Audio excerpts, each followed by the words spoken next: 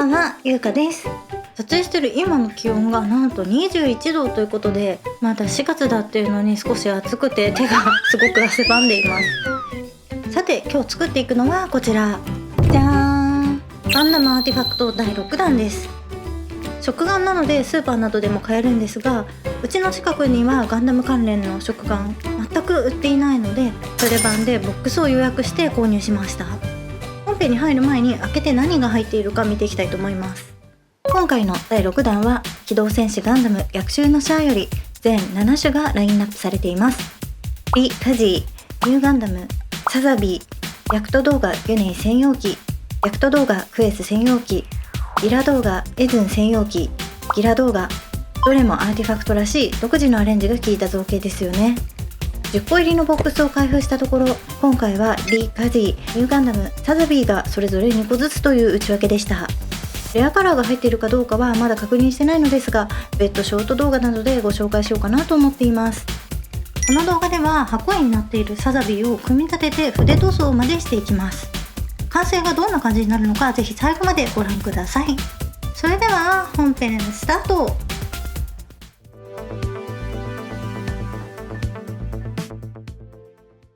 それでは開けていきます。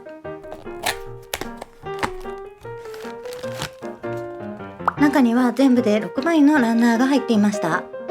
説明書が1枚、恒例のガムもしっかり入っています。それでは説明書に沿って組み立てていきます。パーツの数は全部で73個。下のカッター板1マスが1センチなんです。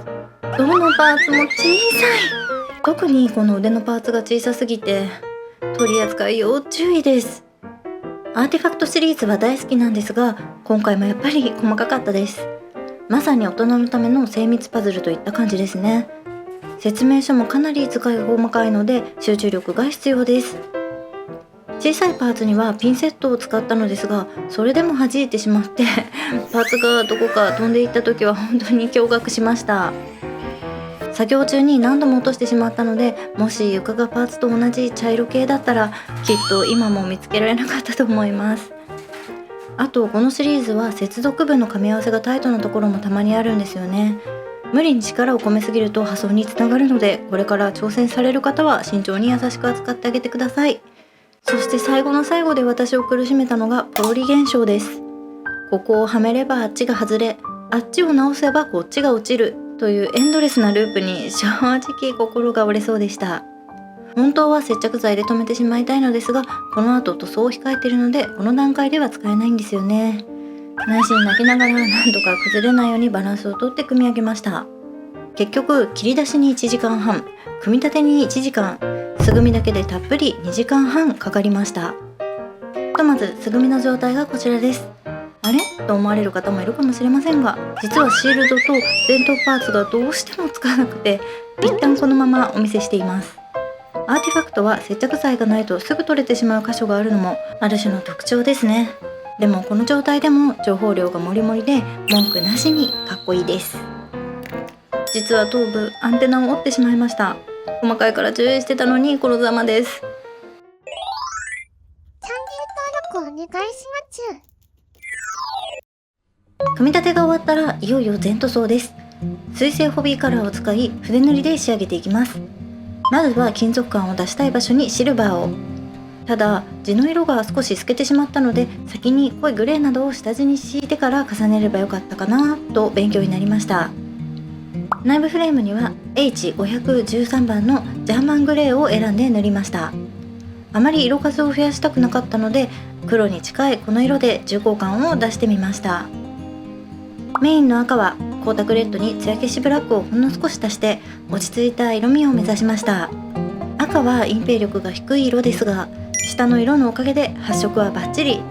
それでもムラを抑えるために全体を2度塗りしました。気づいたら深夜2時半。この日の作業はこれで終わり。次の日の始業前、黒い部分には艶消しブラックを塗りました。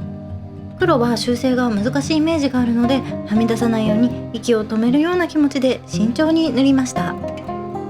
塗装中の様子全てはお見せできなくてごめんなさい。実は途中から完全に全集中モードに入ってしまって、仕事終わりのすっぴんメガネにさらに拡大鏡まで装備した本気スタイルの私です。私はこの没頭する時間が大好きなんですが、集中力が続かない方にはちょっとした苦行かもしれませんね。赤い外装部分はワインレッドに艶消し剤を混ぜたものも使って、赤の中でも微妙な塗り分けを楽しんでみました。はみ出たところを塗り直したり、納得いくまで調整を繰り返していたら、気づけば塗装だけで15、6時間も経っていました。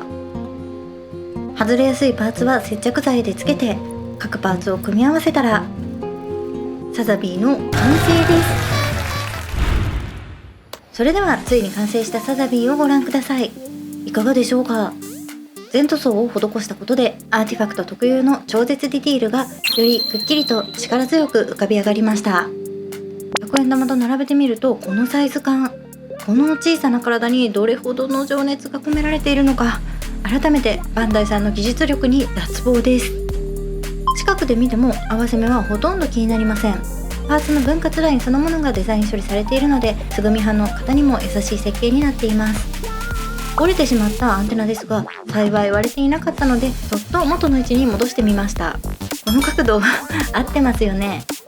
前姿のボリューム感はもちろんですが、後ろ姿も見てください。背負っている大きなプロペラントタンクがものすごい存在感を放っています。めちゃくちゃかっこいい。今回のカラーリングですが、全体の色を抑えて落ち着いた雰囲気に仕上げたかったので、本来なら黄色い箇所もあえてシルバーで塗ってみました。シックに仕上がった気がしてお気に入りです。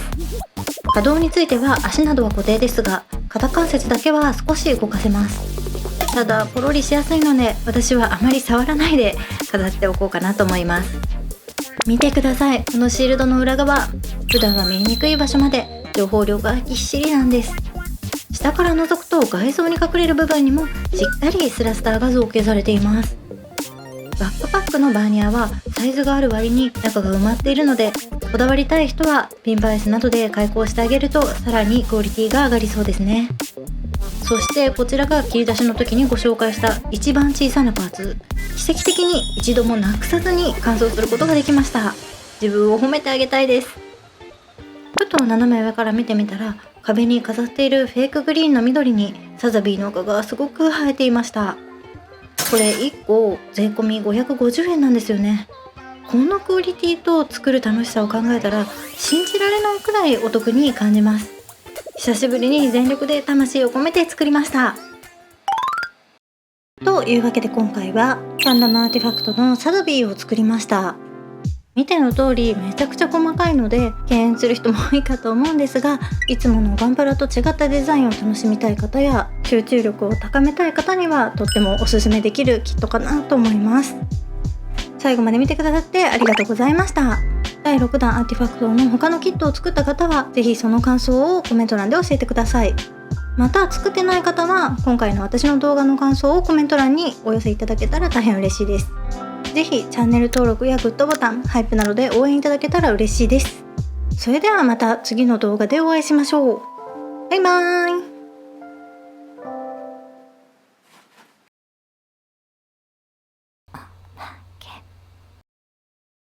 体調不良でご心配おかけしております。咳に関しては病院で吸入器をもらったので、あとちょっとで治るんじゃないかなと思います。それと病院で新たに判明したのが、私もしかしたらヒノキも花粉があるのかもしれません。この日もくしゃみが止まりませんでした。皆さんも体調不良には気をつけてください。